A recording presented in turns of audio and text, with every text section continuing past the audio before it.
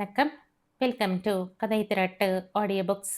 இந்த வீடியோவில் நம்ம என்ன கதை கேட்க போகிறோம்னா வல்லூறுகள் சிறுகதை. நம்ம சேனலை இது வரைக்கும் சப்ஸ்கிரைப் பண்ணாதவங்க சப்ஸ்கிரைப் பண்ணுங்க. பக்கத்தில் இருக்கிற பெல் ஐகானை கிளிக் பண்ணி ஆல்ங்கிற ஆப்ஷனை ப்ரெஸ் பண்ணுங்க. ஸோ தட் நான் போடுற கதைகளை உடனுக்குடனே நீங்கள் கேட்கலாம். வாங்க கதைக்குள்ளே போகலாம். பரசுராம் நெளிந்தார். ரிப்போர்ட்டர் செல்வம் சொன்ன கதையில் வாசகருக்கு கிளுகிளப்பு ஊட்டுகிற அம்சம் ஒளிந்து கொண்டிருப்பதை தன் 30 ஆண்டு கால பத்திரிகை அனுபவம் பெற்ற கழுகு கண்களால் அவர் கண்டுபிடித்து விட்டார். வானத்தின் உச்சியில் பறக்கும் வல்லூருவின் பார்வைக்கு பூக்கள் தெரியாது, பிணம் எங்கிருந்தாலும் தெரியும். பரசுராம் ஒரு கணம் கண்களை மூடி சுகுணாவை பற்றிய அந்த கதையை முதலில் இருந்து கடைசி வரை தன் மனதுக்குள்ளே ஒரு தடவை சுழல விட்டு கொண்டார். அவர் முகத்தில் திடீரென்ற ஒரு பிரகாசம். ரைட், இதை வச்சே இந்த இஷ்யூவுக்கான உமன்ஸ் பேஜை பிரமாதப்படுத்திடலாம். எங்க இன்னொரு தடவை அந்த சுகுணா மேட்ரை சொல்லு. சுகுணா வயசு 23, பார்க்க லட்சணமா இருக்கும். ஒரு பார்மாசிஸ்டுக்கும் அவளுக்கும் 3 வருஷத்துக்கு முன்னால கல்யாணம் ஆகி இருக்கு. லவ் மேரேஜ் தானாம். கல்யாணமான கொஞ்ச நாள்லயே அவங்களுக்குள்ள மனஸ்தாபம், பிரிஞ்சிட்டாங்க. அவளுக்கும் ஒரு பிரபல டாக்டருக்கும் சிநேகிதம்ங்கிறாங்க. இதான் விஷயம். பரசுராம் முகத்தில் 2ஆம் முறையாக 1000 வாட்ஸ் பல்பு எரிந்தது. ரைட், அந்த பொண்ணு போட்டோ இருக்கா? செல்வம் காட்டிய போட்டோவை பார்த்தார் பரசுராம். நல்லா இருக்காள் ஐயா. இந்த போட்டோ மட்டும் கலர்ல இருந்திருந்தா அட்டையிலேயே போட்டுடலாம் ஐயா. சரி, அவன் போட்டோ இருக்கா? யார் சார், புருஷனா? அட போய, நீ ஒன்று. புருஷன் பெண்ஜாதின்னு படம் போட்டா அதில் என்னையா கிக் இருக்கு? அந்த டாக்டரோட படம் இருக்கா? அது இல்லையே சார். கிடைச்சா நல்லா இருக்கும். காதலர்கள் படம்னா வாசகர்களுக்கும் கிளுகிழப்பா இருக்கும். சரி, இல்லைன்னா விடு. பொம்பளை படம் இருக்குதுல்ல, இது போதும், ஜமாய்ச்சுடலாம். பரசுராம் நிதானமாக சிகரெட்டை எடுத்து பற்ற வைத்து கொண்டார். செல்வம், இதில் ஒரு ஆங்கிள் இருக்கு. அந்த பொண்ணை ஒரு மாதிரிப்பட்டவள்னு நாம் எழுதணும். தப்பான வார்த்தைங்களை பயன்படுத்திடக்கூடாது. அதே சமயத்தில் படிக்கிறவன் மனசில் பல விதமான விஷயங்க ஓடணும். அதான் ஏன் இந்த மாதிரி ஜேர்னலிசத்துக்கு அடிப்படையான விஷயம். பின்னென்ன, இங்கே பனாமாவில் நோரிகாவுக்கு என்னாச்சு? ருமேனியாவில் ஏன் கலவரம் நடக்குது? கியூபாவிலையாவது கம்யூனிசம் தாக்கு பிடிக்குமான்னா ஜனங்க கவலைப்படுறாங்க. பொம்பளை சமாச்சாரம், கிசு கிசு, ஊழல், அப்படி இப்படின்னு இழுத்து விட்டா படிக்கிறவனுக்கு ருசியா இருக்கும். அதுலேயும் 5-6 பிரபலங்களை மாட்டிட்டோம்னு வச்சுக்க, ரிப்போர்ட்டுக்கு ஸ்டார் வேல்யூவே வந்துடும். தங்களால் அடைய முடியாத ஒசரத்தில் இருக்கிறவன் மேலே கல் எறிகிற பத்திரிகை செய்தி ஜனங்களை ஒரு மாதிரி குஷிப்படுத்தும். இதில் உனக்கு புரியாத பயங்கர சைக்காலஜி எல்லாம் இருக்குது. மொத்தத்தில் ஜனங்களோட மனசை, பலகீனத்தை நாம் கேட்ச் பண்ணிக்கணும். புரியுதா? வேத காலத்து ரிஷியின் முன்னால் ஆசிரமத்திலேயே தங்கி வித்தை பயிலும் குருகுலத்து மாணவர்கள் பயபக்தியுடன் பாடம் கேட்பது போல 5 ஒடுங்க சித்திரப்பாவை போல அடங்கி பரசுராமிடம் உபதேசம் கேட்டுக்கொண்டான் செல்வம். நீ சொன்ன சுகுணா மேட்டரை நான் சொல்கிறேன், எப்படி வருதுன்னு நீயே கேளு. அந்த பொண்ணு நர்ஸ் வேலைக்கு படிச்சிருக்கா. காலேஜில் படித்தப்ப காதல், அதாவது காதல் இருந்ததா இல்லையாங்கிறது நம்ம பிரச்சனை இல்லை. காதல் இருந்திருக்க கூடுமா இல்லையாங்கிறது தான் கேள்வி. கூடுங்கிறது தான் வாசகர்கள் பதிலாக இருக்கும். அந்த காதலில் அவ தோல்வி அடைஞ்சிருக்க கூடும். அதுக்கப்புறம்தான் இந்த ஃபார்மாசிஸ்ட்டை பார்த்துருப்பா, பழகி இருப்பா, கல்யாணம் பண்ணிக்கிட்டு இருப்பா. அப்போ அது 2வது காதல். அதுக்கப்புறம் இந்த டாக்டர் இப்படி எழுதினா ஒரு காதல் கதையை படித்த திருப்தியும் கற்பனை தூண்டுதலும் ஒரு வகையான மன லாகிரியும் ஏற்படும். நாம் பண்ணுற ஜேர்னலிசம் நடந்ததை சொல்கிறது இல்லை. எது நடந்திருந்தா சுவாரஸ்யம் இருக்குமோ அதை சொல்கிறது தான். உள்ளது உள்ளபடி எழுதினா பத்திரிக்கை விற்காது.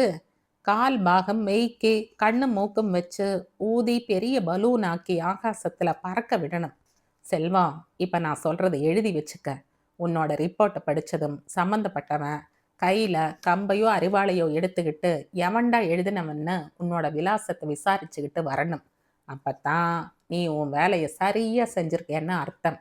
ஜனங்களுக்கு முறுக்கு மாதிரி, காரா பூந்தி மாதிரி காரமாக எதையாவது மென்னுக்கிட்டே இருக்கணும். செய்திங்களுக்கு கொஞ்சம் உப்பு காரம் எல்லாம் போடணும்யா, அப்பதான் ருசிக்கும். புரிஞ்சுதா? ஞானம் பெற்ற தபசியை போல புலங்காகிதத்துடன் தலையை ஆட்டினான் செல்வம். பரசுராம் நெளிந்தார். மணி 10:30க்கு மேலாகி இருந்தது. அவர்கள் மதியம் 2 மணிக்கு அலுவலகத்துக்கு வந்தவர்கள் 8:30 மணி நேரமாக அந்த ஏசி அறையில் கோழி குஞ்சுகள் போல அடைந்து கிடந்தார்கள்.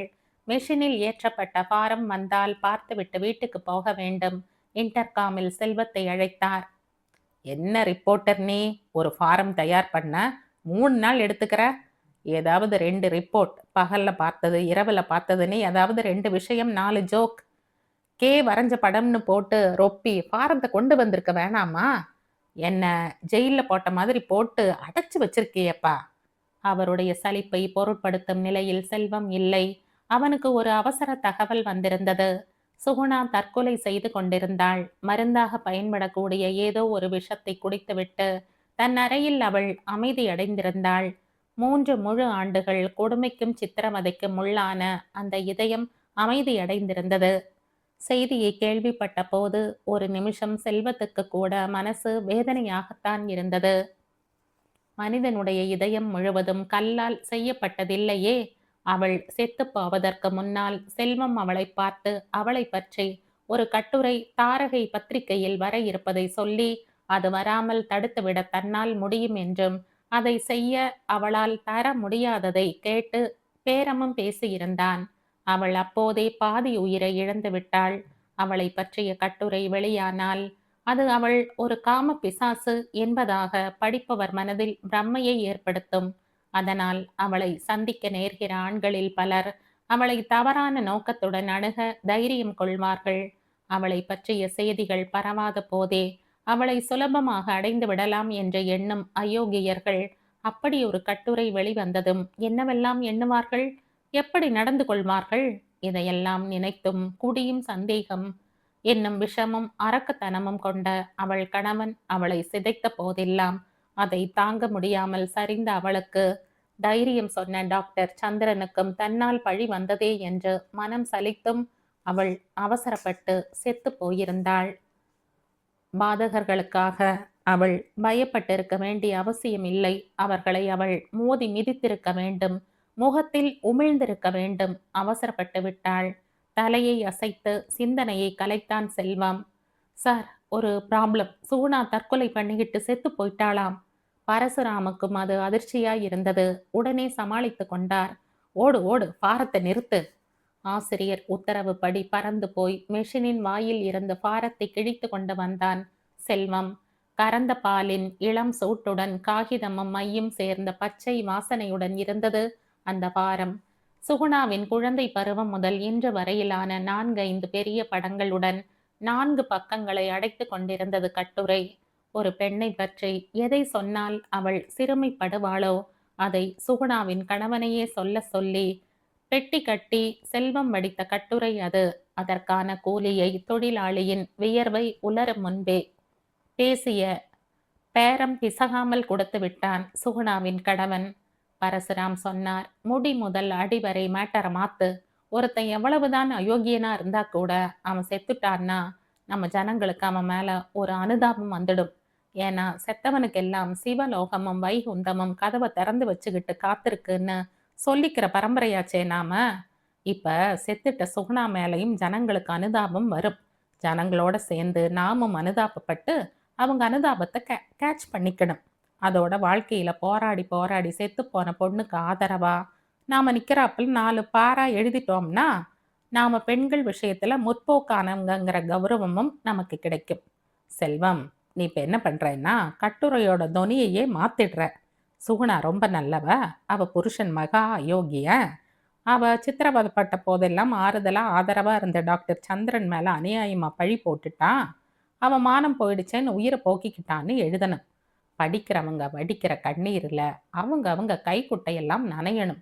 நம்ம பொம்பளைங்களுக்கும் அது பிடிக்கும். அவங்களுக்கு எதுக்காவது அழுதுகிட்டு சோகமா இருக்கிறதுல சந்தோஷம். அதையும் கேட்ச் பண்ணுவோம், புரியுதா? ரைட், இப்போ உடனே போய் கட்டுரையை மாத்தி எழுது. பாப்போம் உன் சாமர்த்தியத்தை. அடுத்த அரைமணியில் சுகுணா கட்டுரையில் புனர்ஜென்மம் பெற்றாள். அப்பழுக்கற்ற பெண்மணியானாள். கணவனை உயிருக்கு உயிராய் நேசித்தாள். அவனது கூர் நகங்கள் அவளை கிழித்து போட்டன. சமூக கழுகுகளுக்கு அவள் உடம்பு மாத்திரமே கண்ணுக்கு தெரிந்தது. ஆக மொத்தத்தில் குருஷேத்திர போரில் அரவான் பலியானது போல அவள் சமூகத்துக்கு பலியானாள். பரசுராமின் புருவம் உச்சந்தலையை எட்டி பார்த்தது. புன்னகையோடு செல்வத்திடம் சொன்னார், இப்பதான் நீ கால் ஜேர்னலிஸ்டா ஆகியிருக்க.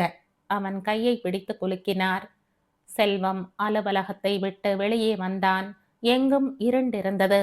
காற்று ஓவென்று சுழன்று அடித்தது.